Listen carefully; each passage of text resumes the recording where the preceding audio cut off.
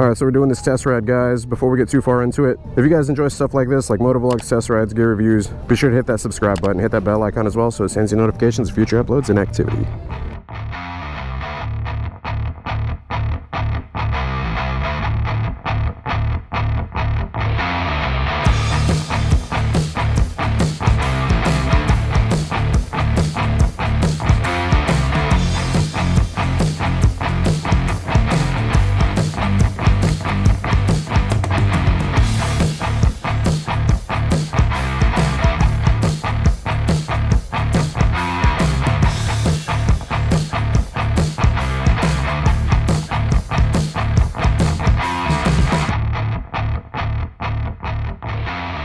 What's up, Blockheads? We are up here at Orlando Harley-Davidson with my man Aaron. We are looking at one of the brand new 2019 Harley-Davidsons. This is a 2019 Street Glide Special. So I actually haven't done a test ride or a review on this bike, so we'll probably be taking it out for a spin. But one of the big things in this go around for Harley-Davidson is their brand new infotainment system, which is right there. So I don't have any experience with these. I know this is a big deal though, just even looking at it from the previous ones. The previous ones had the buttons on the side. They looked a lot more plasticky. I heard they had peeling issues. So with these, I heard they have Gorilla Glass now, so they feel great. Aaron here is the resident bagger expert. So what can you tell us about this thing, man? So yeah, now it's called the Boom Box GTS. Like you said, it's Gorilla Glass, because I mean they had like screen protectors on the older ones, and yeah, they bubbled and peeled like crazy. It was really bad. So now, see, they got rid of the buttons. It starts up in less than half the time of the previous year's ones also, which is really nice. And they definitely cleaned up the UI. It looks significantly better. I mean, the general premise of it is about the same. You got your preset radio stations here. Home menu, it's also out of gas. Oh, that's cool. Home menu is very, very clean. A lot better layout than the previous models. So you got music, navigation, and your phone right up front. Really easy to get to. For the music, by default, it goes to the FM radio. So you got your options here. If you have a Bluetooth phone connected, it'll show up right here. It does also have Apple CarPlay, so it'll work the same way that most cars work with iPhones, which is pretty cool. Way more aesthetically pleasing also. It looks a lot better. Yeah. Navigation, significantly faster. A lot more functionality too. You can I don't know if any of you have ever used the older one. It came up with a little crosshair and you had to tap to zoom, and it always went too far or not enough. It was a mess. But this one, scrolls really easy. Oh wow, you can actually pinch to zoom. Wow. You guys will have to forgive the noise in the background. They've got construction going on up here. Yeah. Making it bigger and better. You got your normal options. So lane guidance, all the stuff that was in the previous ones. It's pretty cool though. You can pick your bike. Oh, right? No way. So to like show up on the map? We'll do a street glide. Oh, that's cool. And it's a 3D map with a street glide there. Overall, it's significantly better. The biggest change that they made that I'm a huge fan of, they switched the engine info button. So this is now your back button, so you don't have to scroll through a bunch of options on screen to go back. You just tap that, it goes right back. Nice. But the info button, they completely revamped this. So if you tap that, if you're setting navigation, it'll show all the stats for your navigation for different routes that you've taken, how long it took to get there, your fuel economy getting there, distance from your last service, oil information, and there's your basic trip summary there. So your average speed, fuel economy, but I mean a ton more information. It's way easier to get to. Just huge upgrades. Settings are also a lot easier to get to. It was like you had to go through a maze of menus to get through audio settings on the previous one. So they made everything that you would want to get to significantly easier to get to it. Nice. Huge upgrades. So way more intuitive. Definitely. Would you be able to take this one and upgrade your old ones with it? No. This one only fits 19s. Gotcha. So in order to get the new... Unfortunately, you will not be able to upgrade previous years to the new GTS. Gotcha. So to get the new ones, you have to get the new bike that comes along with it. Correct. Which, I mean, hey, it's a good bike. It's a 114. Not yeah, bad. 114. First year for the 114, other than a CVO with the touring bikes, which is nice. Oh yeah, so they actually, I know that was a big thing in the release, is that they put a lot of 114s in the touring. Yeah, because last year you could only get the 114 and soft tails, just a smaller bike, so that kind of threw people off a little bit. So they stepped it up, so now all the specials this year come with a 114, and the CVOs actually come with a high output 117, so it's an upgrade from last year's 117. Really excited to get my hands on one of those. Waiting for it. What can you tell us about the bike? The biggest changes were the infotainment system for this year. Everything else is about the same as last year. Still has the upgraded suspension, the Showa dual bending valve suspension up front, still all blacked out. Just beefed it up to a 114 and a lot more color options.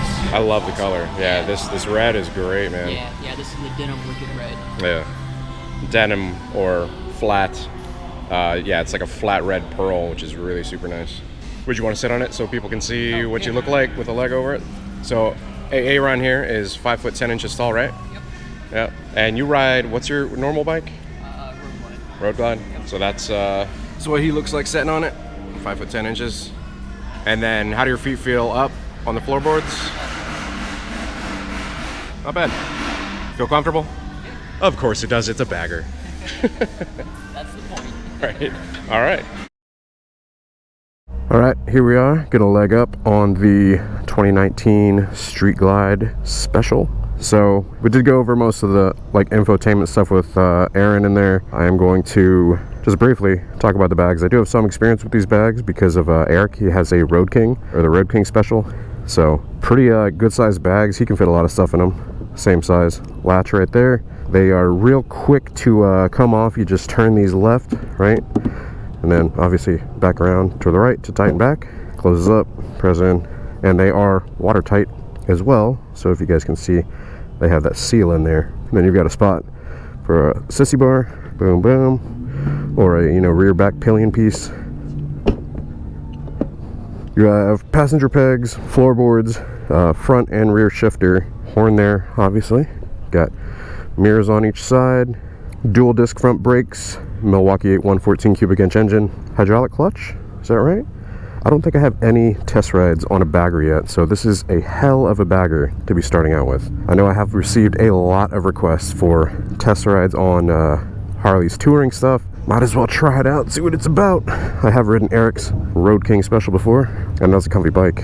Do not have a key fob. Oh, that's right, we actually have to turn it on here.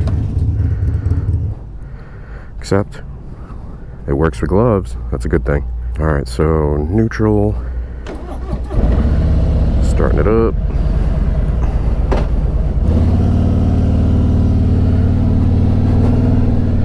Whew. All right, so just going over the controls first and foremost. Pretty traditional with a review like this. So on the right side, you've got your on-off. Up top, you've got your hazards there. You've got your starter down below. So hazards, starter, right signal, and then your back button for the infotainment is that back button right there. Wow, this is so different riding like a full fairing touring bagger.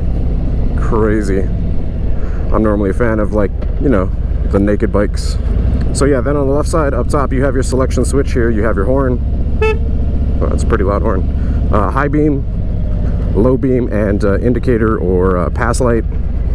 So yeah, left signal, you've got you can hook your phone up to it, so I'm assuming that's what that button is for. And then down low here, you've got you're able to use that to basically navigate through the infotainment system. And then your cruise control right here, which you press in to activate, press in to turn off. So this bike has 9 miles on it. You can already feel the peppiness, man.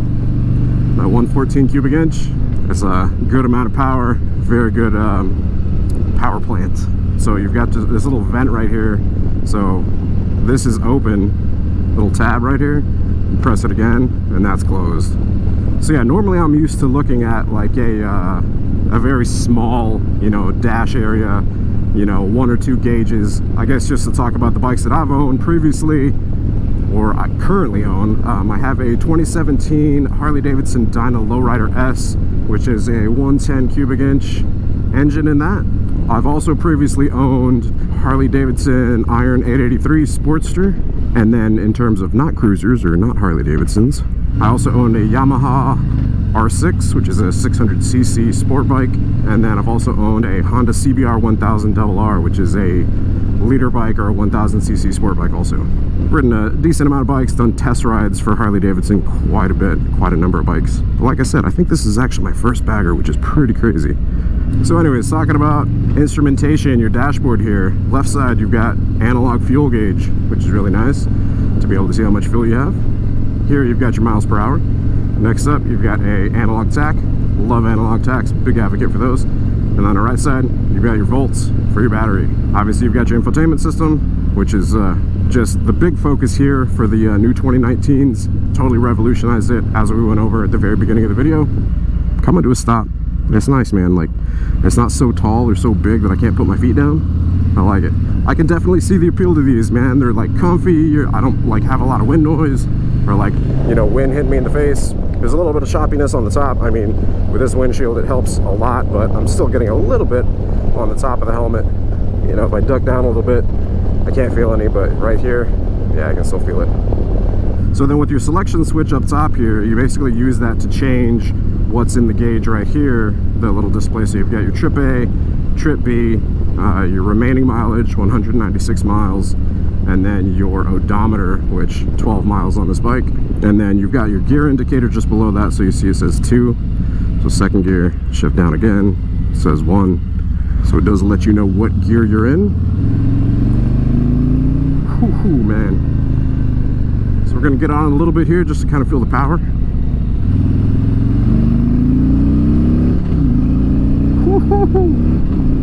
Damn. Some nice torque to this bike, and some nice torque. I mean, that's to be expected with these new Milwaukee 8s, you know, and I say new Milwaukee 8s, they've been out since 2017. If you guys want to know more about the Milwaukee 8s, you know, the engine, I did make a tech specs video, which you guys can find the link to at the end of this video. I'll be sure to link it in one of those little thumbnails. So it's funny, I normally, like, I'm wearing a full face helmet right now, so that's my windshield, and so normally I don't have a windshield in front of me, and I'm finding that having this windshield in front of me, which keeps the wind from hitting my helmet, is actually making me pretty warm.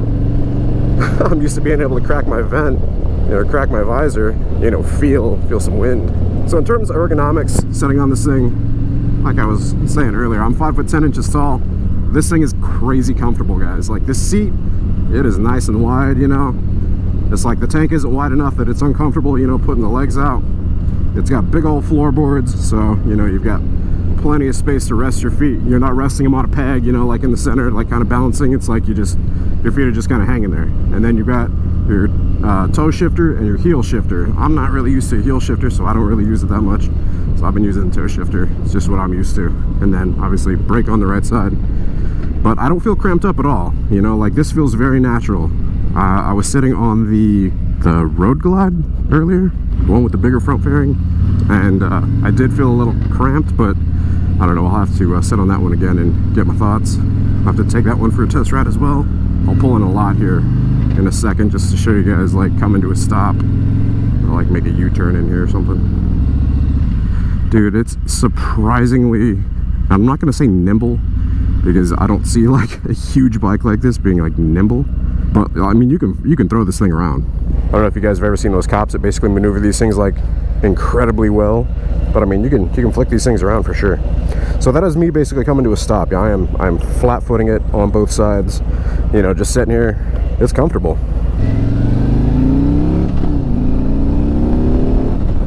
All right, so I'm gonna take it out on a bit of a longer distance of road and see what this thing's like getting it up to speed. I love this color though, man. This red, it's nice.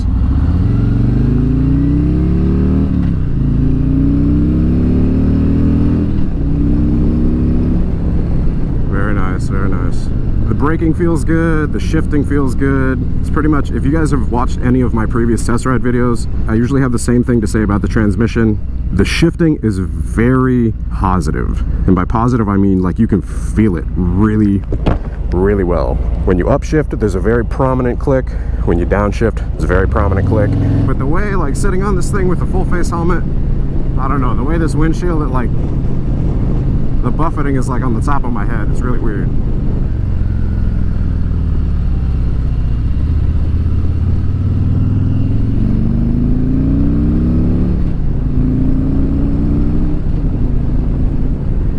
Feels good, man. Feels real good. and it's really comfortable. If this is the application you guys are after, you know, if you're looking to get a bike that has storage capacity, you know, the bags in the back, you're looking for doing distance, you know, this is totally a bike that I could see buying for that. Like, if I had to go to Key West again, or if we were riding long distance wherever, you know, I could totally understand wanting to have something like this. Man, you've got your radio right there, you've got all the controls, like boom right here, you can connect your phone to it, and it's comfortable, you know, and you can ride with the passenger, and the passenger isn't like too uncomfortable. Miss Block rode on the back of Eric's Road King Special, and she freaking loved it. Lean angle actually feels pretty nice. I mean, with something this big, with the floorboards especially, I'm not trying to lean this thing too hard. I don't want to scrape and end up lifting up the bike and dropping it or something. A brand new 2019, you know. Lean angle, I will post up right here. In terms of degrees. Somebody's calling me. See, if I had my phone connected, I could see who was calling me. What's up, man?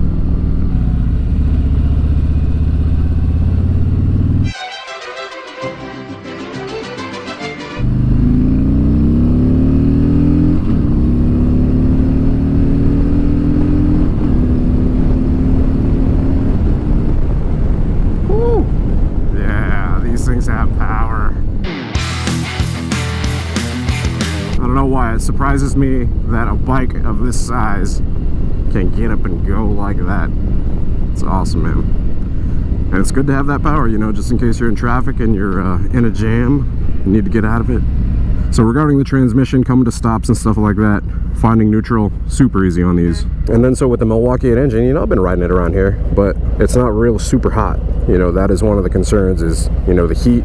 It's not really heating up that much, which is nice. You know, they're able to basically control the heat a bit more, increasing the efficiency of the burn with the dual spark plugs per cylinder, so it's got 4 spark plugs. I guess my overall thoughts, I mean, I don't know how many times I've said it, but I don't really ride baggers, but this is nice, man. I see the appeal behind it. Like I said, I've ridden Eric's Road King Special before. The thing was comfy as hell. Rode it to Tampa, super comfortable, great like power to this bike. So what else? It stops well, you know, the dual disc front brakes. It's not too tall. Shifting feels nice. I don't know, overall solid bike. Is there anything that I don't like about it?